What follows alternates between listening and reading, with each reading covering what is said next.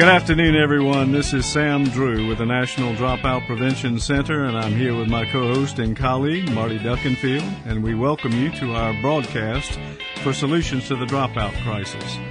This monthly radio webcast is brought to you by the National Dropout Prevention Center at Clemson University in partnership with Clemson Radio Productions and the generous support of Penn Foster and Catapult Learning. Some of you may recall back in January we had a big snowstorm. It's a bright sunny day today. We had to postpone, but we've got great weather today, and we're especially glad that our guests have been able to come and join us. Yes, it's certainly a treat for us to have guests actually with us in the studio, and so we're pleased to have them here. You know, we're also pleased that you have chosen to join us for this exceptional professional development opportunity. We always like to extend a special welcome to the new listeners to the broadcast. There's an excellent program planned, and indeed, it is a solution to the challenge of student engagement. So we're looking forward to learning about project-based learning today, and we're fortunate to have two guests here in the studio with us who will engage us as we learn more about this strategy. But first of all, let me remind our listeners of the materials that are provided on the website for today's program. And first and foremost is that slide presentation. This is, in fact, a PowerPoint to support today's discussion. Have that open and ready. There are some great websites there. The italicized listing in the resources are the websites, and I've been looking at those, and Sam, those are terrific. They've got videos, they've got tools and resources to provide you with tremendous support after this program today to find out more about project-based learning. In addition, we have some PDFs of some tools that Angela's developed, rubrics, evaluation tools, and so forth, to ensure that you can conduct a good project. These things have already been developed, so you're good to go. So a good list of resources, Sam, as always, and good support for learning how to implement project-based learning. I agree, and the video resources for this month are particularly good, but I want to remind our listeners to go and take a look at those resources because they make up a big part of this package, and together those resources and these interviews make wonderful professional development opportunities. So today's program is going to provide our listeners with a great introduction about just how to implement this important strategy for school improvement. And that strategy, of course, is project-based learning. You know, the wonderful thing about these webcasts is that you, the listeners, have the opportunity to engage in discussion with our presenters. So we invite you to consider being an active part of the program today. We have two ways you can connect to us. This is a radio call-in show, so we encourage you to call in your questions for our guest. Our toll-free call-in number is 888-539-8859, and for those calling outside the U.S., the number is 864-656-4549.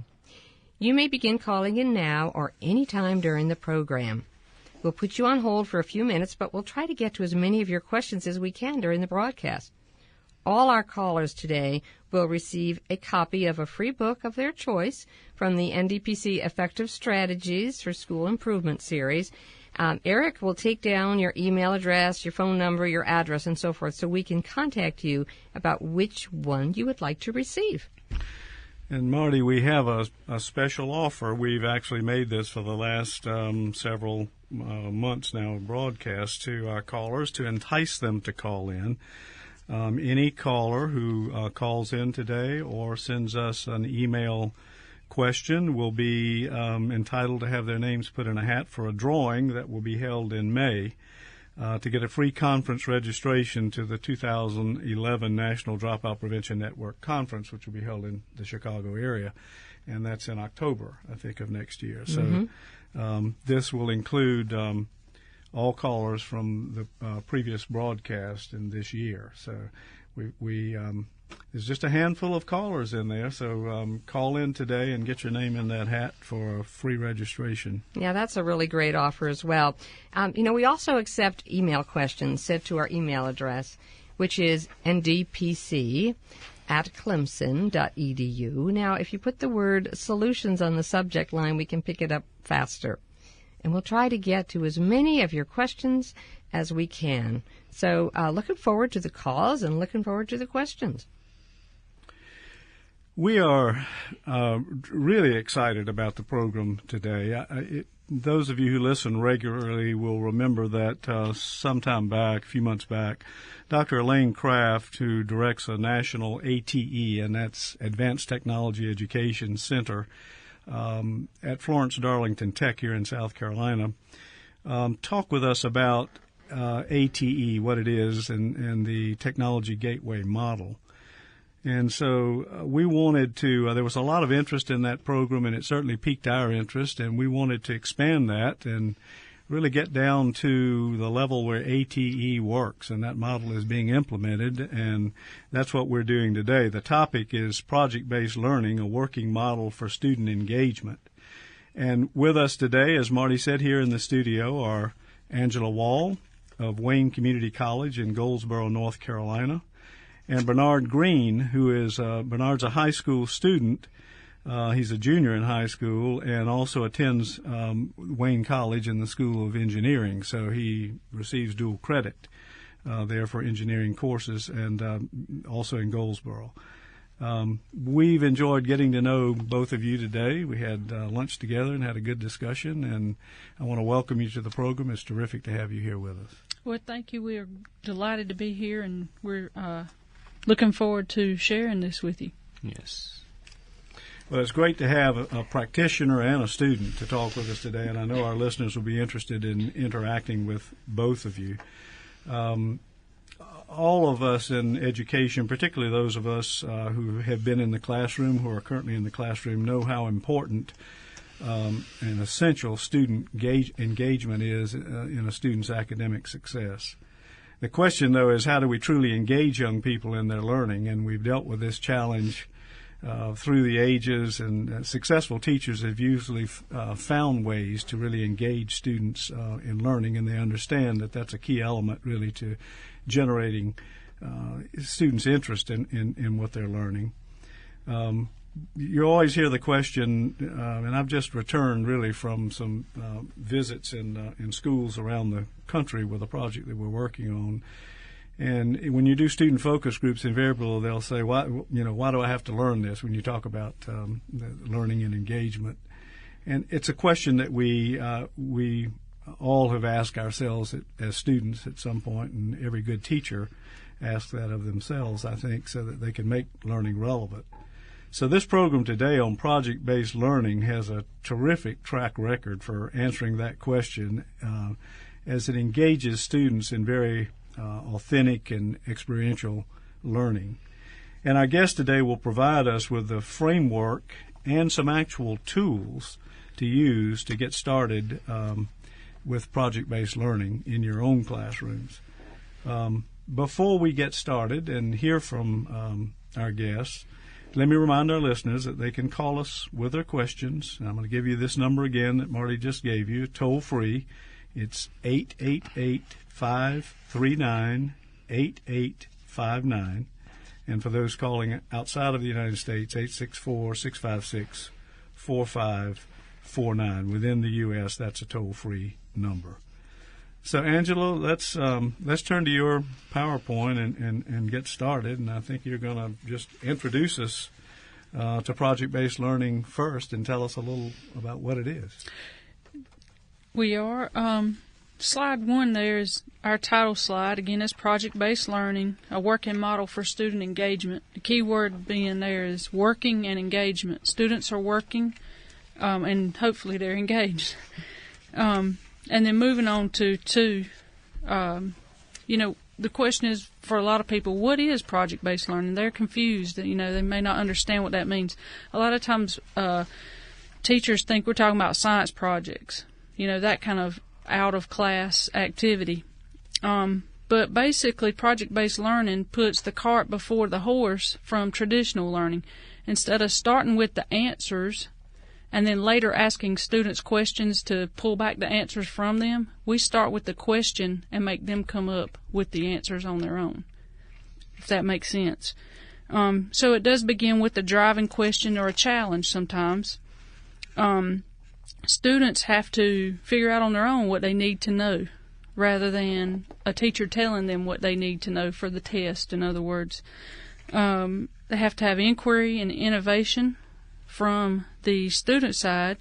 It also involves 21st century skills.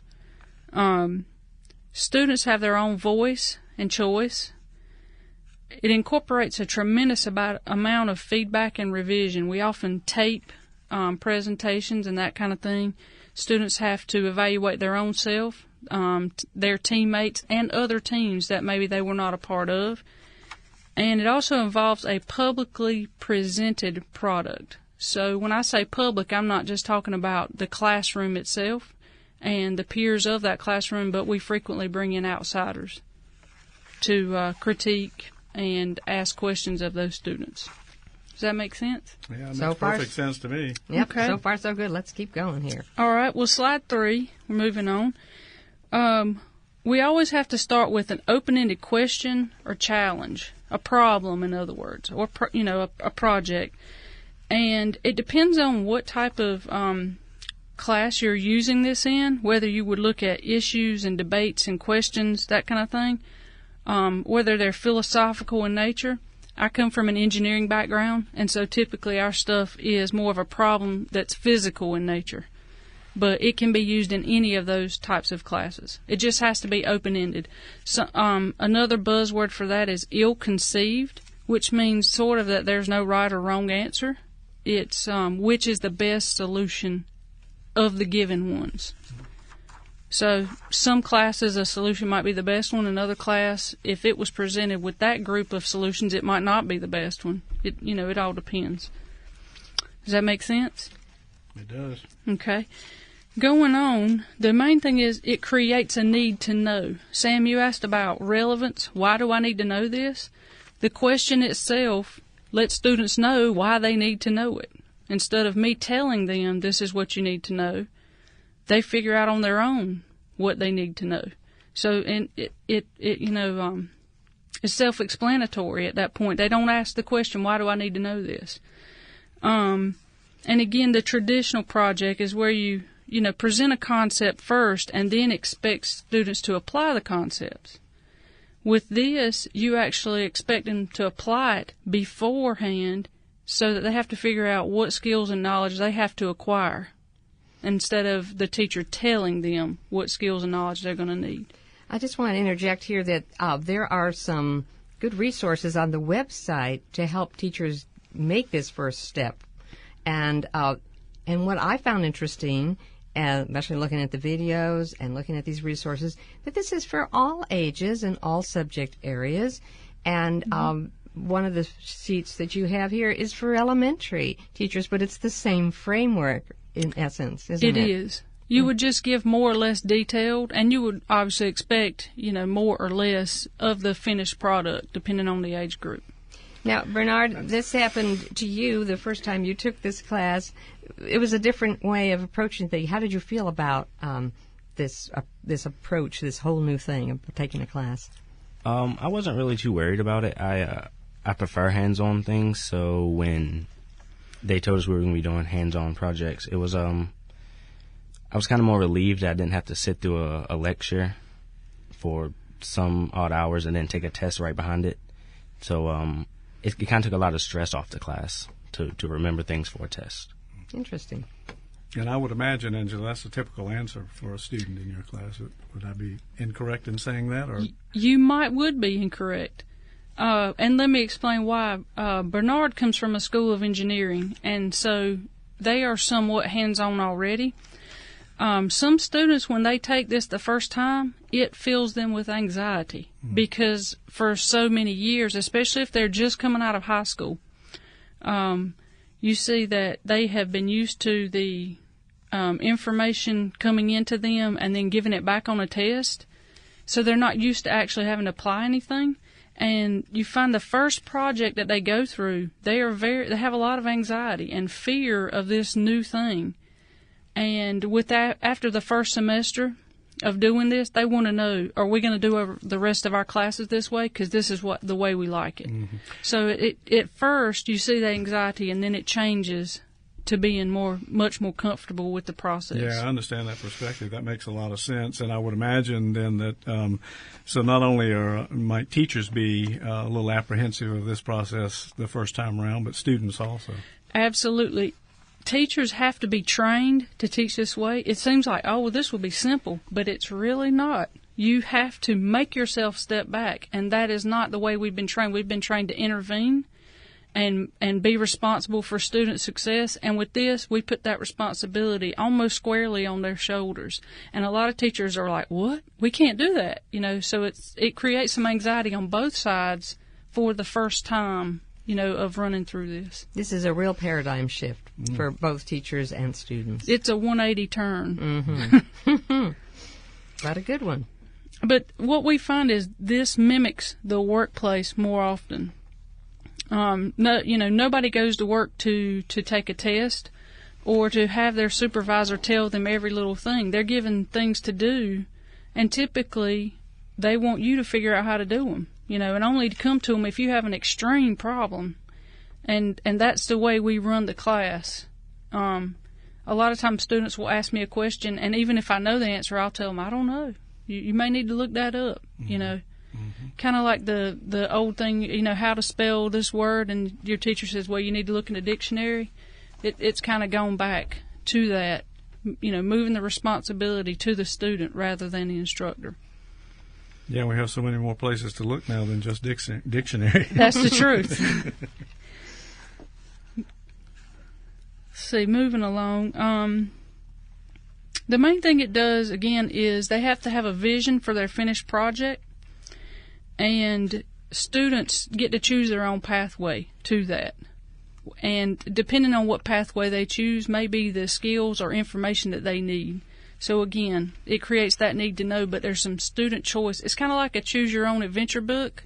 So it depends on which way they go, which skills and information they may need to pick up. I really like that idea about the vision of where they want to go to. One of the videos I looked at yesterday was talking about, it was about an airplane wing. You're going to break a lot of them before you get it right, but this is your goal, and that's the way it is out there in the real world. We don't always nail it the first time. No. In fact, if I nail it the first time, I'm getting worried. And moving on to slide 5, I believe. Okay. Again, students, it requires their inquiry and innovation, and it says, students must collectively. Collectively, there is a very important word, because students in this are working in teams. And so, if you've ever taken a class about project management, you go through those storming, norming, and forming, and performing stages and all that. And I get to watch this every semester, especially with first semester kids who are doing this for the first time. And the whole getting the team formed and actually functioning, it can take a week sometimes of our class time in order to go through that. But I think it's an important process. And then when students look back on it, they recognize the stages that they went through. So collectively, they have to recognize what information they already know, which is typically what's given in the problem scenario. They have to identify what information they need to know. They have to figure out how they know what they know, because sometimes students will think they know something when indeed they don't. They've just assumed it, and then it can cause wreak a lot of havoc later on. They also have to, what they don't know, they have to come up with a plan for how they're going to find it out or how they're going to acquire that skill or knowledge. And then, again, typically you'll want to have a responsible person. So we usually put this in a chart format, and students will keep a log of this need-to-know chart. That's what we call it. And so at the end of the project, the goal is to have everything that you put under your need-to-know column, we need to know this, is to have it moved under to the we know this, and then have your how do we know this column totally filled out. And students will keep kind of a running log of that, and so they'll move things from one column to the next as they get them done, as that responsible person checks it off. How much teacher interaction is needed in the various stages of this process? For example, in this stage, would you as a teacher oversee this in some way? Would you have to step in and redirect, or you pretty much leave that up to the group and you watch the group evolve this process? A little of both. Like if they ask me, if they've identified the skill or knowledge that they need, and they ask me, where can we get that? A lot of times I'll say, well, you would need to speak with so-and-so. Like maybe they need some CAD skills because they have to do a simple layout. So then I would direct them over to the mechanical engineering department and the CAD lab and the tutor over there, to pick up those skills. So I don't totally leave them out in the dark, but I don't give them those skills. They have to go out and get them on their own. I just kind of push them in the right direction of where to look for those skills. So you're more in the role of a resource. Yeah, one of the things, and I think it's in a later slide, but it will work well here, is we call ourselves the guide on the side rather than the sage on the stage. And it is, again, a challenge for a lot of instructors who have not taught in this way before to take that step back and say, oh, wait a minute, And the other thing is, if students ask me a question, typically they don't just raise their hand in the normal way and ask me a question. They have to email me a memo. So, first of all, they have to know how to write a memo. That's a skill they have to acquire, or some knowledge.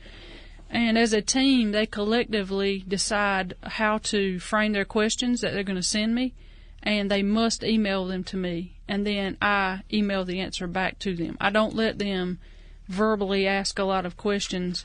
It teaches them the pitfalls of a lot of verbal interaction in the workplace, and that a lot of things need to be written down in checklist format or whatnot, and it also teaches them how to construct a professional workplace communication and how to keep up with that documentation as well. Keep it in a folder. Oh, those are some excellent skills. I wish I'd been your student. My goodness. Well, come on, Marty. We'll take you in any time. It's especially important in our area because of engineering. You have to keep great documentation and records of change orders and all that type of thing. And so it go ahead and it gets them in that mode of thinking of keeping a record of written documentation on everything. Okay. And then moving on to slide number 6, we have our student voice and choice. And again, that kind of goes with the choose your own adventure thing. So students learn to independently gather information. So even though they're working as a team, like I said in the no need to know chart, each column there of what they needed to know would have a responsible person. So that person would individually be responsible for gathering that information and bringing it back to a team meeting. However, if the person doesn't do what they're supposed to do, because we all know in the workplace that everybody doesn't always do what they're supposed to do, the team is still, responsible for finding that information out, even if the person who was supposed to do it dropped the ball. They also have to explain their positions to their teammates. And you'll hear that's kind of part of the storming part sometimes of the team forming. They'll have to make and defend their choices. They have to compromise. Sometimes they'll take votes. They'll do it as a democracy. Other times they have elected a supervisor, and that person would make the final decision.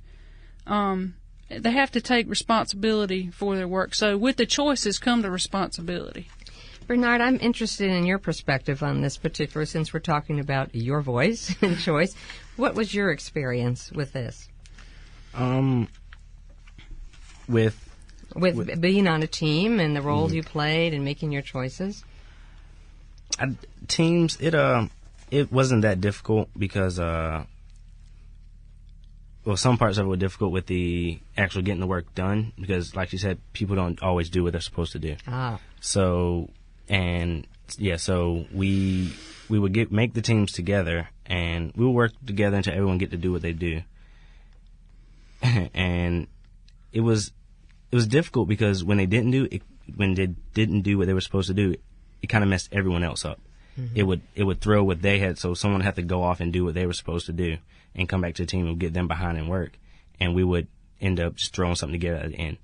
And in the end, it all came together, but it wasn't a good process. It didn't I personally don't like teamwork because you have to depend on other people. You have to depend on their work ethic, and it just doesn't sit well with me sometimes, but it comes together sometimes too. And that's not atypical in terms of a response. I think depending on some students love to work in groups, and some of us would rather work independently, because then you don't have to depend on somebody else. You can get it done. You can get it done within your own time frame. But Angela, I would imagine that some of the skills being taught here really have to do with skills in the workplace, where it's very typical now for people to work in groups in almost any setting. I mean, we certainly have things at the National Dropout Prevention Center that we do by ourselves, assignments that we do by ourselves, and others where we have to work as a team, basically, to produce something. So that's not unlike any workplace you would find. So no, we design it purposefully like that to mimic the workplace. And a lot of what Bernard just described as the pitfalls, to him at the time as a student, it seems like a pitfall. However, it's a learning process for him on how to deal with those people later. Mm-hmm. And, you were talking about some people love to work in teams and some people would rather work individually. And what I've found is the folks who like to work in teams are typically the folks who are slacking, and because they figure somebody else can do the work, the bulk of it anyway. Mm-hmm. And the folks who like to work independently are the go-getters and the ones who, get things done. And but in the workplace, we have both of those things coming together. So as an instructor then, because these issues are all over the place when students work in groups, this is not unusual, what you've just described, Bernard. How do you take, what's inevitably going to be happen, this messy situation, and have the learning come out of it, and then maybe the next time around there's a strategy or way to engage everybody a little more fairly, shall we say? Well, as an instructor, my power is the grade. That's my little lever, if you will. And that takes us to our next slide. Exactly. Number 7, moving right along. Yeah. What I typically do is students, I have to assign an individual grade, each semester for the course per student. But to keep individuals from being affected on their grade by a team approach, what we do is we have a certain number of points for the project that come from the team result. Okay, so the go-getters get those points just as much as the slackers do, just like in the real workplace. If you're working on a team with the project, Sam, and you have folks who do what they're supposed to do and some who, you have to kind of pull along, if the project goes off without a hitch, everybody still gets credit. Everybody's smiling and tickled to death.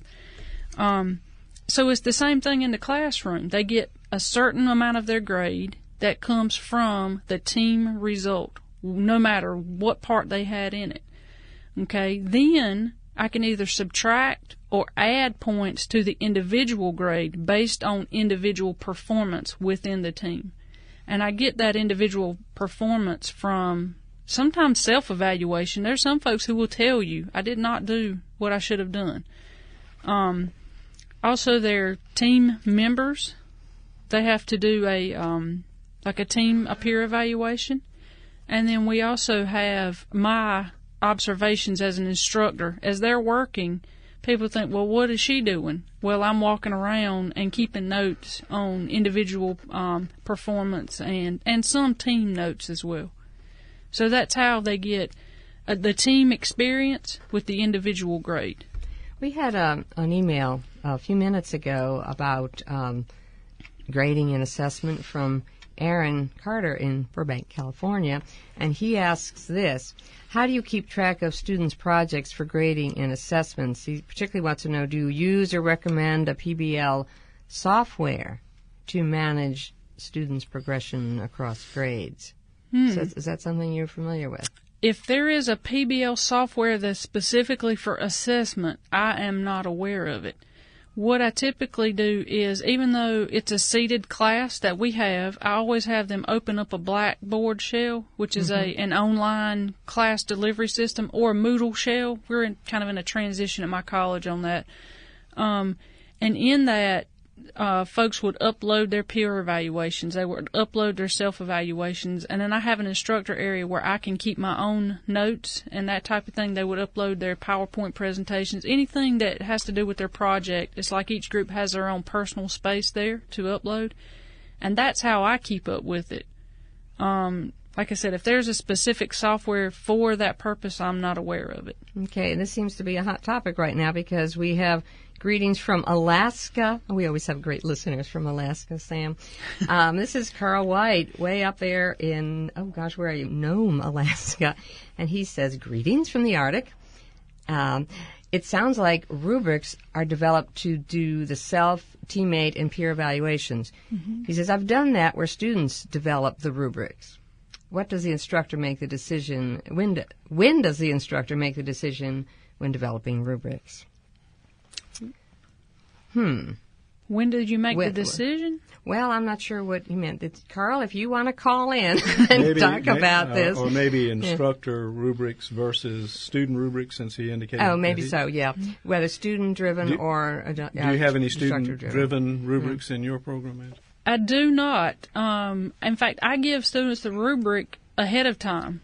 They have to know how they're being assessed. Yeah, exactly. That's not exactly fair to assess them on something that they're unaware of. And so I have like the team rubric, which would assess their project and presentation. And then, we have the evaluation rubric that looks more at the interpersonal skills, the work ethic, those types of things that were individual. And a lot of those, I think we have those as resources, the links to those particular rubrics. Where students do, again, have a voice in the rubric is their self-evaluation and their peer evaluations all have comment sections. Mm-hmm. And so they have the opportunity to, compliment or sound off or whatever it may be in that area. So even though it's not part of the total rubric as far as assigning a points value, they get to sort of justify their evaluation. And one thing that I've found, and this may answer some of his question as well, is if you just tell students to, grade everybody or assess their team, a lot of folks, they just love everybody, and so they give everybody 100 or everybody an A, And then some folks just hate everybody, and so they take all the points themselves and give everybody else a 0. And so to avoid that, I actually take away some points, so they can't give everybody 100. For instance, if they have 4 team members, they'll only have 300 points to allocate. So, if somebody makes 100, it takes away points from others. And then they have to justify through those comments why they allocated the points the way they did. And a lot of times I can look at those evaluations and then my observations as the instructor, and I can see the parallels. So you kind of know who's actually putting some thought into it and who's just throwing down points to equal, a certain number. Yeah, you mentioned, Angela, that it may take up to a week for the group development process to occur. As a part of that process, is there any professional development for students in using rubrics? Do you engage students one-on-one as you see problems with the use of those rubrics, the kinds of problems you've just described? In other words, is there a consistent way of helping train students also in using rubrics? And that's different from Carl's question, which is student involvement in building rubrics. Right. Or do you just, as a teacher, work one-on-one with students as you notice that there might be problems? Typically, it's one-on-one. Most of our students are used to seeing a rubric. They understand the concept. I've just got to tell them what this what this particular one is looking for and how many points are allocated to each item. Now, one thing I do for the first 3 hours of the semester, which is one lab session, is we do all types of team-based physical activities, games, little problems, engineering challenges and stuff like that, to get them working together as a team, but it's not solving a big semester-long thing. They're working together. It's very tactile. They're laughing, having a good time, joking around, and it really breaks the ice and gets everybody, in the mood to work with the team, kind of. Mm-hmm. And I don't want to dwell too long on this one area because there are other resources that our listeners can go to, and I think we have some other questions coming in. Yeah, we are getting some, and we do invite you to call because we love to have the conversation, 888-539-8859. But I do have another email question, and we knew this was coming. And guess what it's about? How do you meet standards? And this question from Al, who's writing from Grand Junction, Colorado, is if you allow students to determine what they need to learn, how do you make sure that the state standards are covered? In other words, how do you make sure that the students are learning what we're required to teach them? Well, the projects themselves, the scenarios, are engineered in such a way that certain competencies have to be covered no matter which way students choose to go. And in the community college system, we refer to those standards, but we're not as tightly tied to them as the public schools. However, all scenarios, I know all National Science Foundation-based funded scenarios have to include those state-based competencies at the end of each scenario. And we typically teach these classes as part of a learning community, so we would have a math class that supports this project as well as an English or communications class that supports this project. And so many of the things they learn in those classes support the competencies and also are feeding into the skills for the project. Yeah, and that's a similar process is used, and we've seen project-based learning in high schools also rather than the community college setting. And teams of teachers, basically, as they develop these modules, have standards in mind and make sure that those standards are built in. The same, you refer to the competencies, and those competencies I know in these ATE modules are tied to state standards or can be tied to state standards. Absolutely. And we would have a weekly lunch meeting with our team of teachers to, for instance, I'm going to require students to ask every question via memo. I'm not teaching them how to write a memo. They need to figure that out on their own. But they go to their English instructor and say, Miss, so-and-so, we really need you to teach us how to write a memo. And so in that way, they're driving their own learning again, even though I'm telling them what, at that point, what skill they have to have. They're going out and getting the skill on their own. And so then when we have our team teacher meeting, Miss so-and-so, me and her will talk about, or him will talk about, that she taught or he taught them how to do memos this week. So in that way, we keep our schedules sort of interlocked of what's going on. Another thing, we talked a lot about feedback, not so much about revision, still on the same slide. Typically, the student's first presentation will be taped, and it's a mock type thing. And there won't be anybody there asking questions or, like the actual presentation is, but we tape it. And then I upload that digital copy to their group on our online learning shell. And then as a group or as individuals, they can go and view that and actually are required to view that and say, gosh, I look terrible. I wasn't where I was supposed to be standing, or I didn't know what I was reading off the slide, and, those types of things. So it's very much self-reflection and looking to see how they can improve their presentation. That's an excellent idea. That they hate being taped, but then they like looking at themselves later and improving. Yeah, especially if you can see the before and after, how you have improved. Exactly. We tape the pre ones and the actual presentations, and so then they can look and say, it's kind of like basketball players looking at the game tape or whatever. And so they see how much they improved and how it lent itself to the project. Let me put Bernard on the spot here for a minute. Since we have a student here, we may as well we should make certain that we hear from the student. I love to hear teachers talk about programs. They talk about them, and they talk about them in glowing terms. But I think maybe what would be helpful for our listeners, Bernard, is just to get your comments about how all this plays out for you as a student? For example, on the question of evaluation, how does that actually work in your group? Do you find that for the most part, students are honest with one another about assessment, or do you get the scenario where a person assigns themselves all the points and 0 for everybody else? A little combination of all of that, or? In groups that I've been in, I found that people, they're harder on themselves than they are with other people. They'll criticize themselves harshly before they do someone else. So they'll give them decent grades, and then they'll go down on themselves and give themselves a C, where really they deserve more, but they would give themselves a lower grade. And some people, they're honest with other people, or some people that sometimes they're just kind of like, they don't really care because it's not their individual grade. So they would just give them whatever number they feel like, whatever grade they feel like giving them.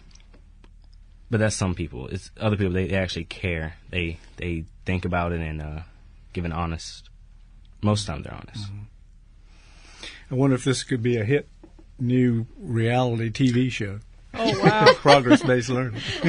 It probably I hear could. some of the same things mirrored. I don't watch much of that, but what I've seen of reality-based TV. And as an instructor, we evolve. Bernard was in one of my first PBL classes a couple of years ago. He was kind of on my learning curve as well. Uh-huh.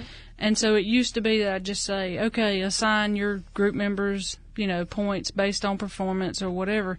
And then I've evolved to require the comments and taking away some of the points so that they do have to allocate them rather than just everybody gets 100 based on feedback such as that.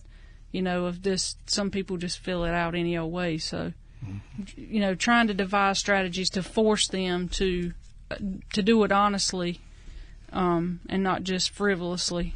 So. Yeah, and really to zero in on what to look at. I mean, it's pulling apart, as it were, what is the components of these different elements on the chart there. Exactly. Yeah. Well, let's move on, because I want to make sure that you have some time. We promised listeners that you would cover some actual projects to give them ideas about what they could do back in their own classroom. So. Okay. Moving on to slide 8 then. A big part of this is the fact that they do have to present this publicly. It's not just something that they turn in and the instructor is the only person, is the audience. And sometimes we have just the class that will critique them and ask them questions. And I also critique the other students, the audience, as to how well, they are paying attention and asking questions. But typically we have folks who are from the community. Sometimes we'll have engineers come in, HR representatives from area industries and business and that type of thing. And it serves two purposes. Students get an actual critique, and they're very honest, I have found, probably more honest than instructors. And also they get to know those people, when they're out looking a job and that kind of thing. They learn appropriate dress, mannerisms, and what it's like to have to think on your feet. When somebody asks you a question that you didn't know was coming and you had no idea what the answer is, how to, come up with an answer that's acceptable, and also how to market solutions. If you're part of a team that's trying to sell a solution to a board or something like that, how you would do that. This is a wonderful way to involve the community, and I see it. I mean, here you are at community college. Bernard is a high school student in the high school level down to middle school and elementary. I can see how students at all these levels could do this, and the community could be coming into the schools and connecting in this way, the world outside to the world in the school. And it's a great opportunity for community engagement, and it's business partners as well as community agencies or whoever. Absolutely. And usually all you have to do is ask. They enjoy the experience of coming in with the kids, and they're eager to do it again. They say, put me on your list, of rotating around to do this. So it's not hard to get them to come in at all. Moving on to slide 9, this kind of sums it up. Basically, everything we've been talking about, innovation, critical thinking, problem solving, having to collaborate with teams, communicating both orally and written, listening, presentations, having the confidence to get in front of folks and make a presentation, all of that is what they're considering now 21st century skills. Like, no matter how much skill or knowledge you have, if you don't have this, you're not going to be able to survive in the working world. And so that's what they're looking for. And again, when we bring folks from the outside, it shows them that we're giving that to our students. Those students are getting those skills that they need, and not just learning how to do, something with their hands, but they're also got the whole package that goes with it. So we find that to be very useful.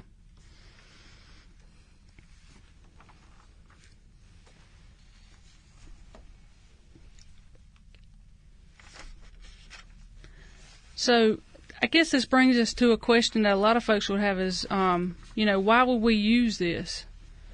And I think Bernard can probably speak to this, that, students tend to retain this information that they've learned on their own longer than they retain information that teachers just, impart to them. Yes. When you're just sitting around listening to a teacher, you tend to drift off, and you don't. No. Except for this teacher. No, we're all wide awake. You don't. You tend to drift off, and you go in and out. You remember, you hear certain words, you pay attention again, and that's one way to miss a lot of things. But when you're actually hands-on working, you can't really miss things. Like, you're constantly doing something, so you have to apply that knowledge. And it's going to stick with you longer because you're actually working with it instead of just sitting and listening and writing notes that you'll probably lose in a year and a half. So it seems like the information sticks with you longer than it would just listening to a teacher lecture for an hour and a half. When we were preparing to come, and I called Bernard and asked him, would he like to do this? Like, over a year later, he remembered the scenario. Not just my class, but he remembered the exact scenario and what it was, what the problem was about, which is remarkable. Typically, students do not retain information like that a year and a half later. So I was like, daggone, he really remembers this. So it was, it just showed the power of using something rather than just memorizing it for a short-term, event such as a test or that type of thing. Yeah, and I think that's really true of most of us. We often read things and we just don't retain that information for very long. It might be interesting information.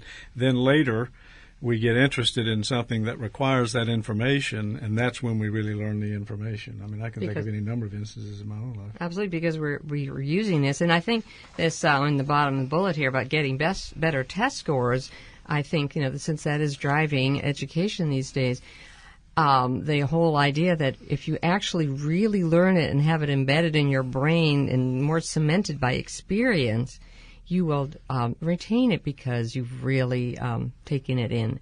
And so this is a really powerful message right here, because we want to engage students and we want to have better test scores. And what's that connector? The connector obviously seems that project-based learning can play a big role. It's connected by relevancy and application. Absolutely. Mm-hmm. So we give them the relevancy, or actually they just get it themselves. They are the ones deciding, in large part of what they have to accomplish this task.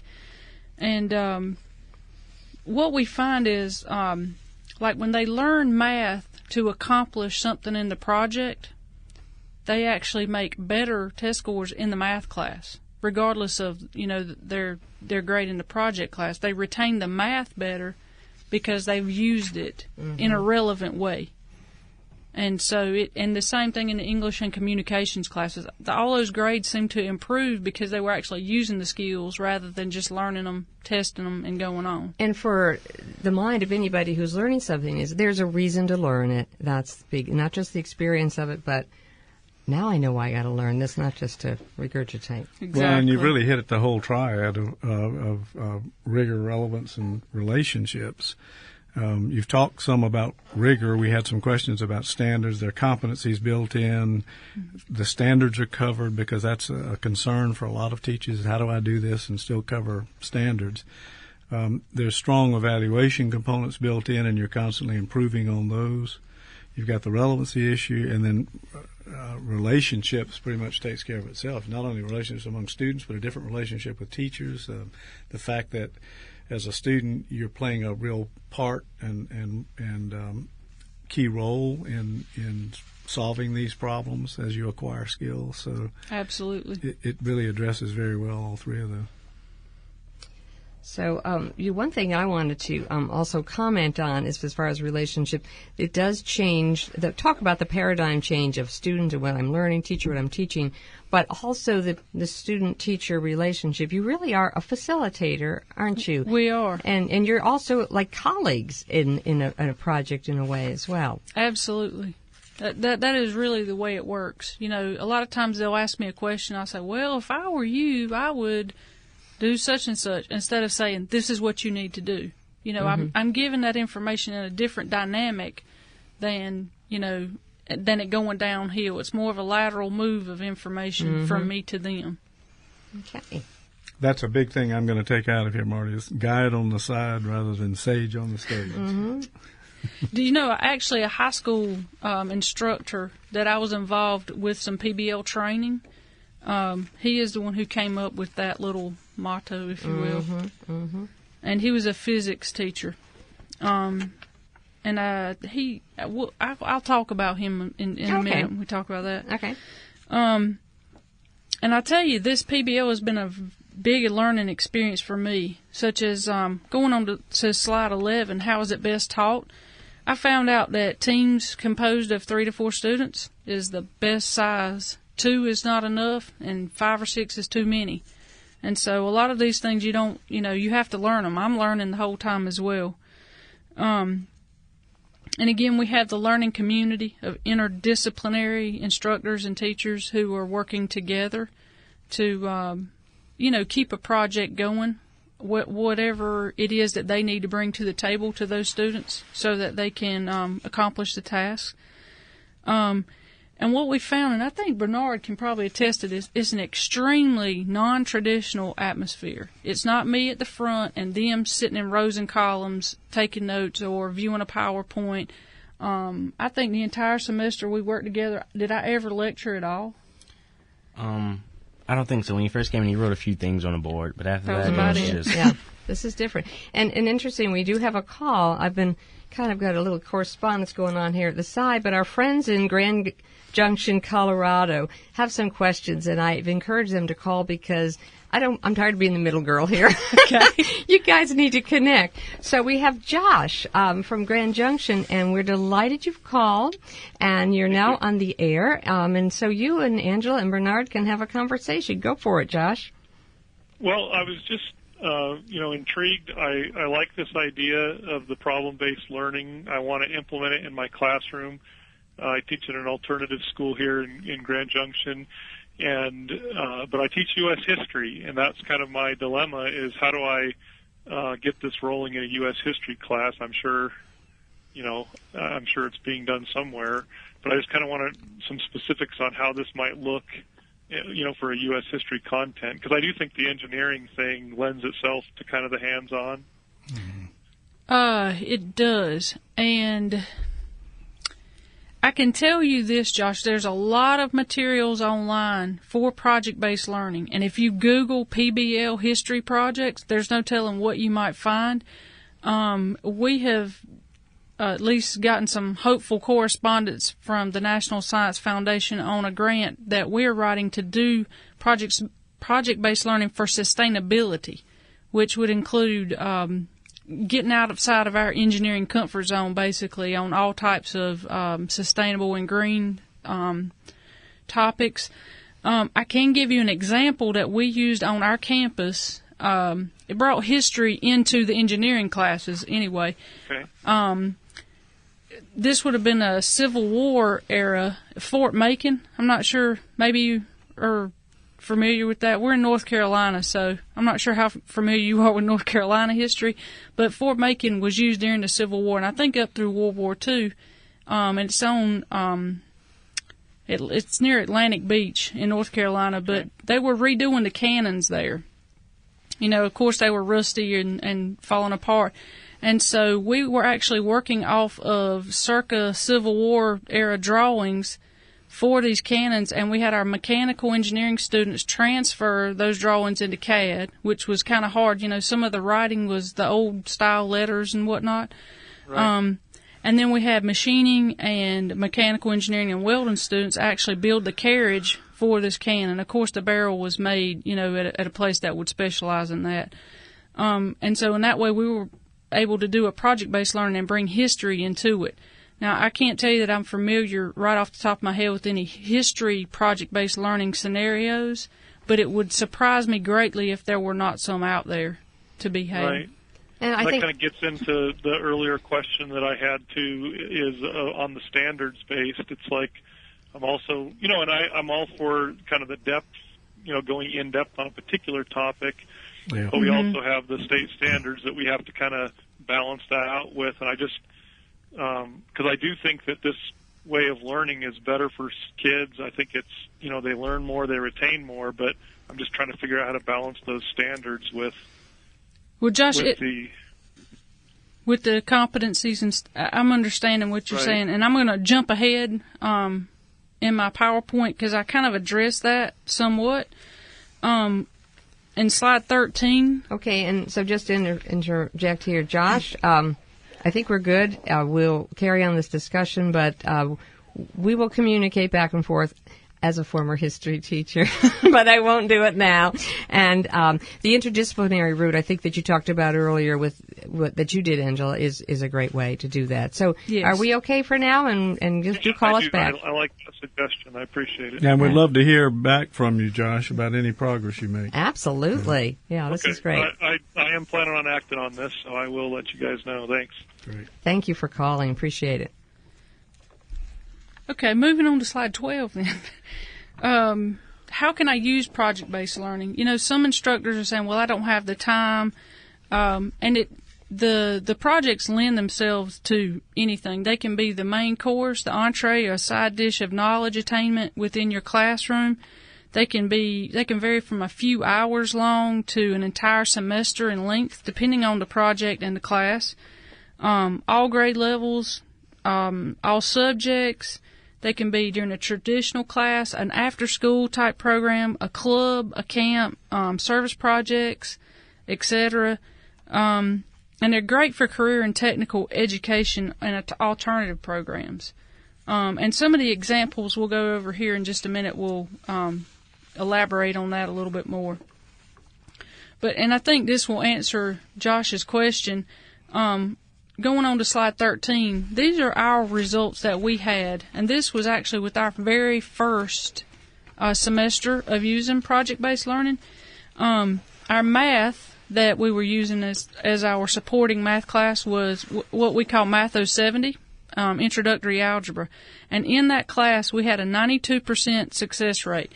And it was a comparable class that we were looking at. So a comparable number of students given at the same time of day. Our grades were 18% better than the semester average for that same semester, again, in a comparable class. But if you really want to look at the standards and competencies, all of those classes, each Math 070 class has certain standards and competencies that they have to cover. The kids who covered it in the project-based learning manner, they averaged 6 points higher on their final exam. And the final exam that they took was the exact same one that every other Math 070 class took. So this is definitely apples to apples and not just saying, oh, well, more people passed this class. Okay, so we're talking actual hard comparison now between the grades on those final tests. English, again, the same type of class. We had a comparable. They were 8% better than the semester average, and we had 100% minority success rate, which is not typical in those classes. And the tech science class had an 81% success rate. The comparable class for that semester was 75%. So we had a control group and then the project-based learning class for each of those areas. We felt like it was significant to have 6 points higher on a final exam. And in our state, that's almost a letter grade. So we were pretty pleased with the results and think they speak for themselves. I don't know if you've done this, but have you looked at attendance as well? Because to me, it seems like if a student's engaged, not only are these test scores better, but they're going to be at school more often. They're not going to find excuses not to stay home. Right. Actually, we keep records on attendance, so we could look back at that, but we were not. I need to write that down as a note to myself to compare attendance rates, because we did not compare those. Okay, she's taking notes right now. I am. Y'all have to wait. Let me write this down. All right. Let's move on. Okay. Moving on, we're on slide 14 now, examples of PBL. We have in-class projects, and that would typically be like the Technology Gateway, and I think, don't we have a link for that? Probably. To skate.org under our resources area. Well, if not, we'll put it on. I'm taking notes. Okay, Yeah. I think we have it up there. Okay, probably I think it's there. And I say and others because, like I said, if you Google this, you can find lots of scenarios. Oh, my, and yes. almost all of them are free. You may have to register, but they're almost all free access. We have community-based examples of project-based learning, and the Fort Macon Canon that I referred to earlier is an example of that. We also did a project at Carowinds where our engineering students came up with the materials to teach their education days, and that's when they have the high school and middle school, I think, kids that come in, and so our students manned the booths and taught the high school kids about how the rides were working and that kind of thing. We have hands-on camps, different types of subject matter. This particular one I was talking about here was Camp Kilowatt. We have competitions. We have some campus-based things, composting, gardens, energy auditing, that type of thing. And then business and industry, we have some R&D projects. And I have some, if we move on to slide 16, we have some pictures of most of these activities. The first one there, slide 16, on the community projects, we have Carowinds. And then that's pictures of our students interacting with the younger kids. And of course the Canon that we talked about earlier. We have Camp Kilowatt on slide 17, moving along. It was hands-on camps, and we have other engineering camps as well. Tell us about that, because I see what looks like younger children there. It is. I had some kids as young as 9 there. Ah. And, yeah. So, and, a lot of the things you would do, like say in a physics lab, it says step 1, do this, step 2, do that, step 3. We didn't give them anything like that. We would give them a bag full of gears, pulleys, and shafts and say, build a wind turbine and see how much power you can get out of it. And I think Bernard was one of my first Camp Kilowatt campers, and he can pretty much attest that most of the stuff we did, that it was very creative. They had to figure it out on their own. I don't think I told you hardly anything, did I? No, you just kind of gave us the bag of stuff, and in it said, it showed you a picture of what it should look like, but you didn't necessarily have to build it that way. I gave them an example, but nobody can build the example. It's just kind of to get them started, Yeah. So that was your first introduction then to this, was at the camp? How old It were you actually then? That was before freshman. No, was it? You were a freshman? Yeah, I was a freshman. So it was just high after school. after middle school. Yes. So the 9-year-olds, I'm just curious, what sorts of things were the younger ones doing? Wow. Yeah. I was not equipped to handle middle school kids because I was used to something totally different. And so it was definitely a project-based learning experience for me as well. But I was very surprised and delighted at what those younger kids came up with. It was, they did, a really good job, especially with the more creative stuff like the solar boats. Yeah? Yeah, they wanted to get wet. And so anything to do with water, They were there. Exactly. Yeah. And then we had, like, Progress Energy brought in their electric car and let them crawl all over it and that kind of thing. So, that was pretty exciting for them. I think this is probably a good way to get students interested in science. It is. It is. And there's in all those science and technology, STEM. Yeah, a lot of the kids who came to the camp are now enrolled in some of our college classes, Bernard included. And that was kind of their first taste of our campus was, those camps, such as Camp Kilowatt. We also have competitions, moving along to slide 18. And this particular one shows sumo bots. If you've heard of that on some of the TV shows, the wrestling robots or whatever, and they come and they build a robot and get to compete the same day. It's kind of a one-day project. So again, like I said, they can range from a few hours to a whole semester. That's an example of a one-day one. Would you recommend then that people interested in this start with something small, like the one-day project, or to get their feet wet? Talking about getting wet. It's probably a good idea. Mm-hmm. Or some of the, maybe not one day, but the 1 week ones, like some of the camp projects were a week long. Yeah, and emphasizing also, if they are not able to get formal training, that is a way to kind of learn by yourself, and there's so many resources on the internet that they could perhaps learn by experience themselves and on a need-to-know basis. Yeah, they'll find that their teaching strategies evolve as well. I know mine have. Moving along to slide 19, we also have campus-based projects, and what that shows is some students building a 50th anniversary time capsule. And so that was the problem. They had to design it and build it and that kind of thing. Number 20, moving along to slide 20 where it says pickle snack packs, that's a pretty interesting one, and students really like that one. That was doing R&D work for Mount Olive Pickle Company. If y'all ever heard of that? When they came out with the snack pack, they were the first pickle company to come out with that.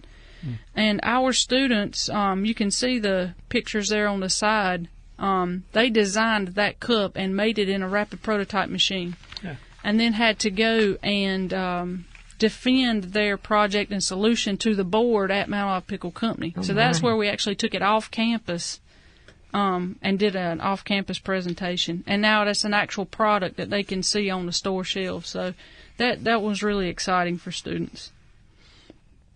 You know, we had the question earlier from Josh and all in Colorado about incorporating history, and one of our other listeners has sent in an answer, so I'm going to share that now. Now I'm off the hook. And it's actually back from Alaska. Carl, thank you again. Many of our teachers in our villages do PBL by doing oral history with the elders and creating a book that's in the school's library. So your end project is this book, and how do we get there, I guess, would be the project, and what skills do we need to do, and I can start thinking a lot through. So thank you, Carl. I love having this interaction, even if it's on email. Appreciate it. Absolutely. Now I got something I can take back as well. And yet I can't help but reflect back on Josh's question, because that is a question that a lot of teachers have, and teachers that may be supportive, as he was, of this process and want to use this process in their classes because they do understand that it engages students more and it's a better way of learning. But it's that whole issue of having to cover certain topics, the whole breadth, depth, breadth issue. all of it, yes. And standards, and so do you.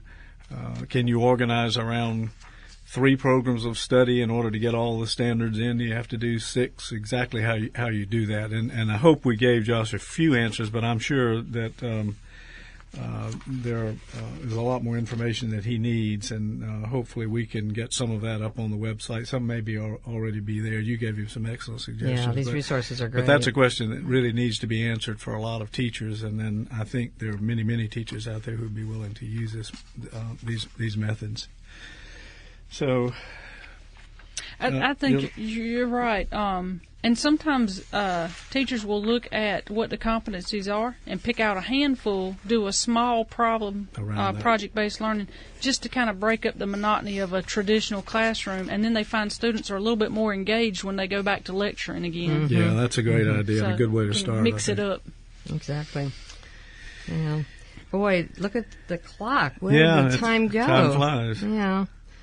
Well, this has been a great presentation, and you really provided us with a great introduction, and that's about all we can do in an hour. That's true. But you certainly whet our appetites for more information, and I'm glad we had the listener participation, and all of you, your names will go into the drawing, although I know that's not your motivation for calling. You had great questions. I hope we've been able to answer some of those, or we can get more information up on the website that will help answer those questions for you. So we thank you both for coming. It's been very informative for me personally, and I know for our listeners, and we're really pleased to have you here at Clemson with us today. And if anybody would like to contact me by my email, if I can answer their question, I will. If I can, I'll point them in the right direction. Great. Be happy to. That email is on your PowerPoint. Mm-hmm. Okay. Yeah, and in the interim, we were not able to get to all the questions. For my apologies because of just the nature of time restraints. But we will forward all those email questions to you, so Absolutely. you will have some mail when you get back to North Carolina. And it's been a pleasure having both of you, particularly to have you here. Missing school, I gather, Bernard. I think this was a great sacrifice on your part, but you have benefited many people by being here. And Angela, it's been wonderful. I'm so glad that it didn't snow in March like it sometimes does, and keep you we from were glad coming. we have fair weather. Yeah.